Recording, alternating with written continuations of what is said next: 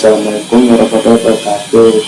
Nah, perkenalkan nama saya Pak Uziza. Di sini saya akan mempresentasikan mengenai statistika Bose-Einstein.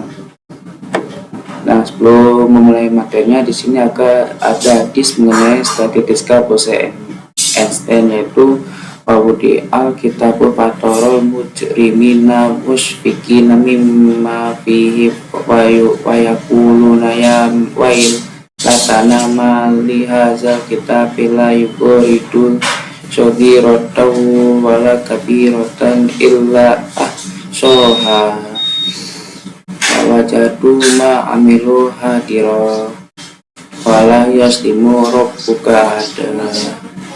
Artinya, dan diletakkanlah kitab, lalu kamu akan melihat orang-orang bersalah.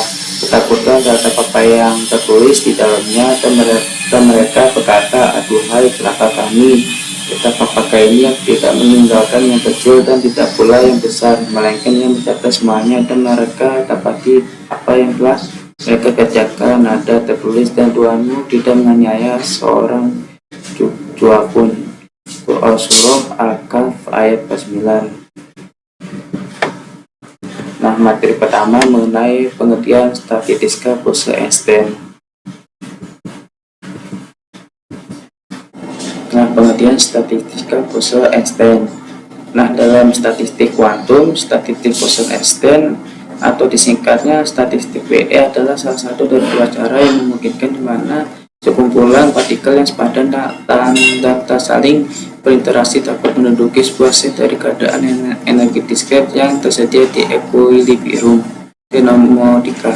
Sedangkan Bose-Einstein statistik atau distribusi Bose-Einstein adalah setelah saat yang granat Bose dan Albert Einstein adalah distribusi probabilitas dalam statistik kuantum. Nah, di mana derivasi ini tuh mengabarkan rata-rata jumlah penduduk sebuah negara kuantum energi dalam kesetimbangan termodinamika pada suhu mutlak untuk identik boson sebagai partikel yang menempati. Nah, titik pusat dari statistik Bose-Einstein ini adalah bahwa sementara pertukaran keempat pada produk boson, maka fungsi gelombang dan vektor keadaan sistem banyak tubuh tidak berubah. Tanda sementara perubahan dalam statistik Fermi Dirac ini tuh kalau nggak salah sangat baik. Nah, partikel yang memenuhi statistik ini itu dinamai boson. Semua partikel yang bulat bilangan spinnya termasuk fungsi gelombangnya, fungsi simetrik, foton, fonor itu semuanya memenuhi statistik Bose-Einstein ini. Nah, yang pertama itu adalah sifat dasar boson. Nah, bagian gelombang de Broglie sistem tersebut memenuhi dengan M, yaitu massa sistem dan laju sistem. Nah, karena M ini itu adalah sistem anomis yang kecil, maka panjang gelombang cukup besar. Nah, panjang gelombang yang besar menyebabkan fungsi gelombang ke sistem yang berdekatan menjadi tumbang tindih. Nah, kalau dua fungsi gelombang tumbang tindih, maka kita tidak dapat membedakan lagi dua sistem yang memiliki fungsi-fungsi yang gelombang tersebut.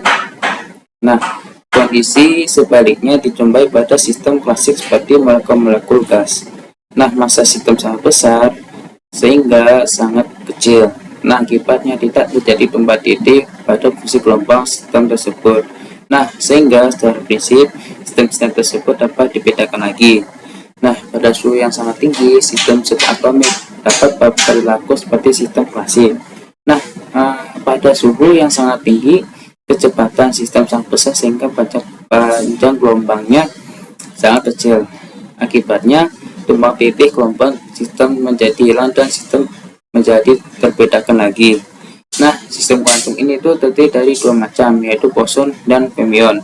Nah, kalau boson itu adalah sistem yang memiliki spin kelipatan bulat. Dari sistem ini kita memenuhi prinsip eksklusi Pauli, sehingga satu tingkat energi dapat ditempati oleh sistem dalam jumlah berapapun. Baliknya, fermion itu memiliki spin yang merupakan kelipatan ganjil. Nah, sistem ini itu memenuhi prinsip eksklusi Pauli. Nah, tidak ada dua sistem atau lebih yang memiliki keadaan yang sama. Yang kedua adalah konfigurasi boson. Nah, statistik untuk menurunkan boson itu dinamakan dengan statistik Bose-Einstein. Nah, untuk menentukan fungsi distribusi Bose-Einstein, nah kita terlebih dahulu tuh harus menentukan konfigurasi dengan probabilitas yang paling besar. Nah, konfigurasi ini tuh memiliki probabilitas yang jauh lebih besar daripada konfigurasi yang lainnya, sehingga hampir seluruh waktu sistem Boson membentuk konfigurasi tersebut. Nah, sistem rata-rata assembly itu dapat dianggap sama dengan default pada konfigurasi maksimum tersebut.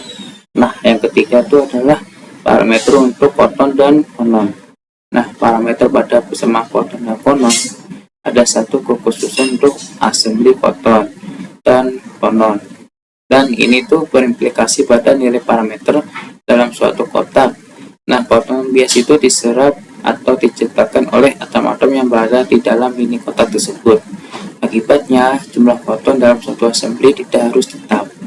Nah, jumlah foton itu bisa bertambah terus-menerus jika atom di dinding itu memecahkan foton, dan biasanya dapat kurang jika atom-atom di dinding itu menyerap foton. Nah, untuk sistem semacam ini itu pembatas bahwa jumlah total sistem dalam assembly konstan sebenarnya tidak berlaku. Nah, pada penurunan fungsi distribusi Bose-Einstein, nah kita telah mengasumsikan bahwa jumlah sistem dalam assembly selalu tetap.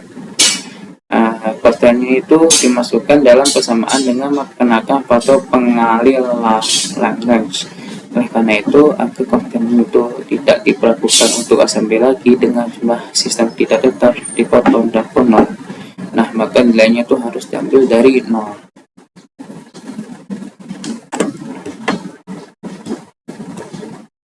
Yang ketiga itu aplikasi dalam statistik Bose-Einstein. Nah, yang pertama itu adalah radiasi benda hitam. Nah, teori tentang radiasi benda hitam menandai awal lahirnya mekanika kuantum dan fisika modern. Nah, benda hitam itu merupakan penyerap sekaligus pemancar kalor baik. Nah, benda hitam dapat dianalogikan sebagai kontak yang berisi gas foton. Nah, jumlah foton dalam kotak tidak selalu konstan. Ada kalanya foton diserap oleh atom-atom yang berada di dinding kotak, dan sebaliknya, atom-atom di dinding kotak dapat memecahkan foton ke dalam ruang kotak. Karena jumlah fotonnya tidak konstan, maka faktor konstan untuk gas foton adalah 1 dibagi E pangkat E besar dibagi KT besar dikurangin 1, yang diperoleh dengan menggunakan sama dengan 0. Nah, foton adalah kuantum gelombang elektromagnetik. Nah, eksistensi foton ini tuh dipresentasikan oleh keberadaan gelombang berdiri dalam kotak. Nah, kerapatan keadaan gelombang berdiri dalam kotak 3 dimensi dalam persamaannya yaitu, kalau nggak salah, PVD lambda dibagi lambda pangkat 4. Nah, karena gelombang elektromagnetik memiliki dua kemungkinan arah osilasi yang saling bebas.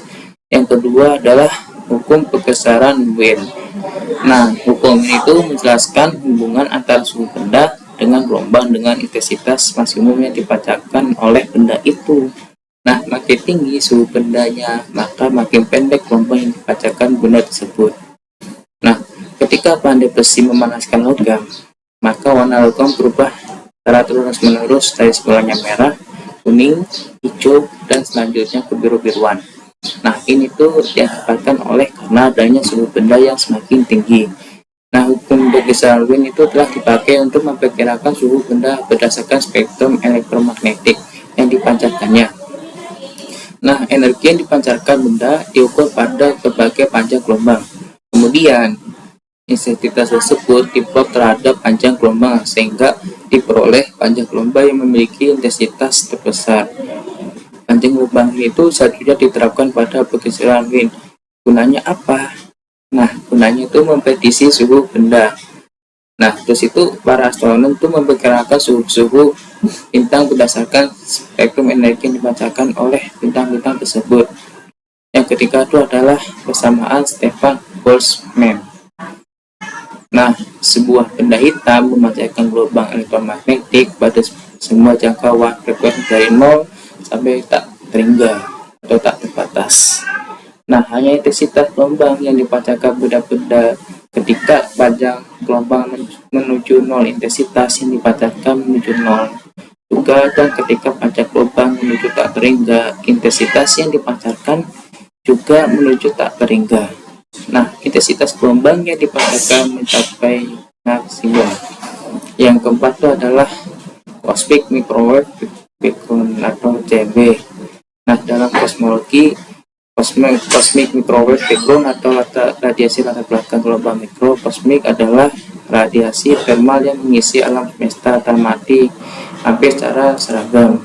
Nah, dengan teleskop optik tradisional, ruang antara bintang dan galaksi tampak sepenuhnya gelap. Nah, namun teleskop radio yang cukup sensitif menunjukkan latar belakang yang menyala, hampir sama di segala arah, dan tak terkait dengan bintang, galaksi, atau benda langit manapun. Nah, nyala ini tuh kalau nggak salah tampak paling kuat di daerah gelombang mikro dalam spektrum radio. Nah, radiasi latar belakang kosmik itu dijelaskan sebagai radiasi yang tersisa dari tahap awal pengembangan alam semesta.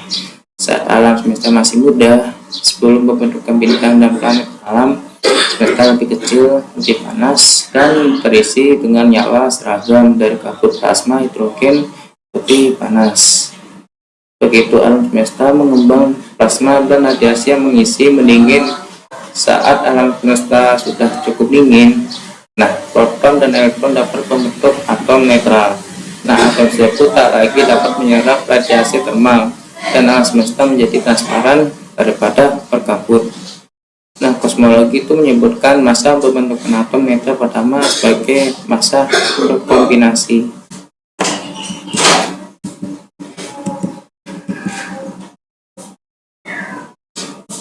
Nah, terus yang kelima adalah kapasitas kalor kristal. Nah, dalam kristal atom-atom bervibrasi, jika diselesaikan dengan mekanika kuantum, maka energi vibrasi atom-atom dalam kristal terkuantisasi. Nah, kuantisasi getaran atom tersebut disebut fonon. Nah, energi fonon dengan bilangan kuantum n adalah jumlah. Nah, karena jumlah fonon tidak konstan, maka fungsi distribusi untuk fonon diperoleh dengan mengambil sama dengan 0. Nah, fungsi distribusi tersebut persis sama dengan fungsi distribusi untuk foton. Terus yang keenam itu adalah model Einstein. Nah, untuk mencari kapasitas skala kristal, Einstein mengusulkan model bahwa semua fonon berosilasi dengan frekuensi karakteristik yang sama, di mana merupakan fungsi delta Dirac.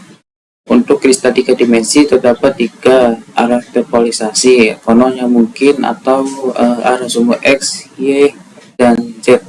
Nah, dengan menganggap bahwa ketika polarisasi tersebut memberikan sumbangan energi yang sama besar, maka kapasitas skala total menjadi 3 kali. Nah, model ini juga itu menjelaskan dengan baik ketergantungan kapasitas panas terhadap suhu. Nah, sesuai dengan pengamatan eksperimen bahwa pada suhu menuju 0, kapasitas panas menuju 0, dan pada suhu sangat tinggi, kapasitas panas menuju nilai yang diramal dulu aktif. Akan tetapi masih ada sedikit penyimpanan antara data eksperimen dengan ramalan Einstein. Nah, pada suhu yang menuju 0, hasil eksperimen memperlihatkan bahwa kapasitas panas berubah sebagai fungsi kubik dari suhu. Oleh karena itu, perlu penyempurnaan pada model Einstein untuk mendapatkan hasil yang pasti sama dengan eksperimen. Dan yang ketujuh atau yang terakhir adalah model DBY. Nah, dalam termodinamika dan fisika solid state, model DBY adalah metode yang dikembangkan oleh Peter DBY pada tahun 1912 untuk memperkirakan kontribusi foton terhadap panas spesifik dalam padatan. Sebelum masuk ke teori detail, DBY terlebih dahulu membahas kerapatan keadaan untuk isi dalam usaha mencari ekspresi yang tepat untuk G. Untuk menentukan kembali pada definisi bahwa G adalah jumlah keadaan persatuan frekuensi. Karena frekuensi maksimum, fonon adalah maka integral G dari frekuensi 0 sampai memberikan jumlah total keadaan yang dimiliki fonon, dan itu sama dengan jumlah atom N. Nah, kapasitas kalor fisik dihasilkan oleh tiap polarisasi fonon sama besarnya. Karena terdapat 3 polarisasi getaran yang mungkin, maka penjumlahan terhadap indeks P menghasilkan 3 kali nilai perpolarisasi. Akibat tanda sumasi dapat diganti dengan nilai 3. Nah, sekian dari saya, kurang lebihnya mohon maaf. Wabillahi taufiq walhidayah. Wassalamualaikum warahmatullahi wabarakatuh.